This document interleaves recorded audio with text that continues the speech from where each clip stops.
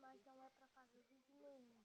É para botar um anúncio. E quando não tem café na sua casa, você fala, mãe, quero café. Aí sua mãe não tem café. Pode ser um prato de comida. Aí você fica brigando com sua mãe por causa de uma coisa. Gente, olha, aqui em casa nós não passamos por isso, né? Mas tem gente que não tem café da manhã, comida no almoço, nem janta.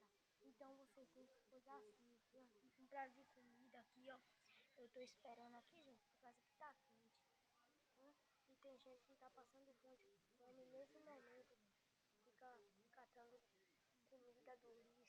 E eu tô passando esse anúncio pra você. Deixe seu like se você gostou e se inscreva-se no canal. Tem gente passando fome uma hora dessa. E você negando uma comida? Gente, tchau. Se vocês querem mais vídeos